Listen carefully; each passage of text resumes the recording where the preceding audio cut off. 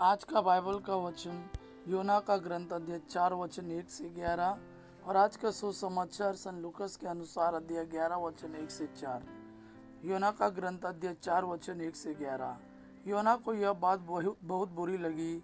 वह क्रोध हो गया और उसने यह कहकर प्रभु से निवेदन किया, प्रभु क्या मैंने यह नहीं कहा था जब मैं अपने स्वदेश में था? इसलिए तो मैं तर्शीश नगर भाग गया। मैं जानता था कि तू करुणामय तथा दयालु ईश्वर है, देर से क्रोध करने वाला, अनुग्रह का धनी और दंड देने को अनिच्छुक। प्रभु अब तू मुझे उठा ले, जीवित रहने की अपेक्षा मेरे लिए मर जाना कहीं अच्छा है। प्रभु ने उत्तर दिया, क्या तुम्हारा क्रोध उचित है?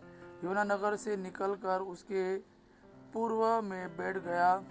वहाँ उसने अपने लिए एक छप्पर छा लिया और यह देखने के लिए कि नगर का क्या होगा वह उसकी छाया में बैठ गया। तब प्रभु ने एक कुंदरू लता लगाई, वह योना के ऊपर फैल गई और उसके सिर पर छाया कर उसे आराम देने लगी। उस लता से योना बहुत प्रसन्न हुआ। दूसरे दिन सवेरे प्रभु ने एक कीड़े को लता काटने का आदेश दिया और वह लता सूख गई। सूर्योदय के बाद ईश्वर के आदेश अनुसार झुलसाने वाली पूर्वी हवा चलने लगी। योना के सिर पर पड़ने वाली धूप इतनी तेज थी कि वह बेहोश होने लगा और मरने की इच्छा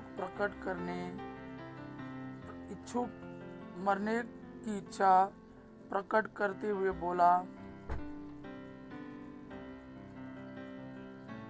जीवित रहने की अपेक्षा मेरे लिए मर जाना कहीं अच्छा है।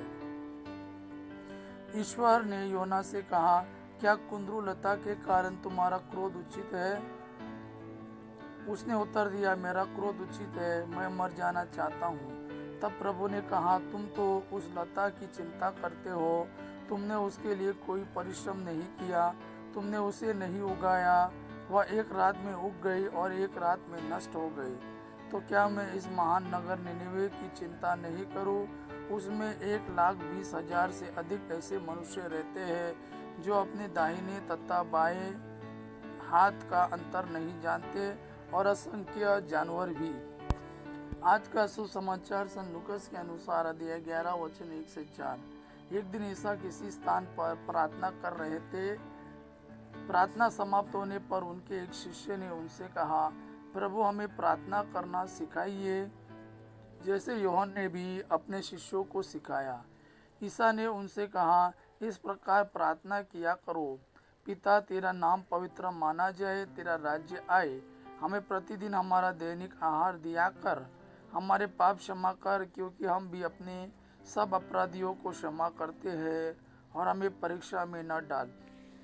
प्रभु का वाणी है। प्रभु को धन्यवाद। आबा पिता की महिमा और पुत्र यीशु का प्रेम आप पर सदा सर्वदा बना रहे। आमीन।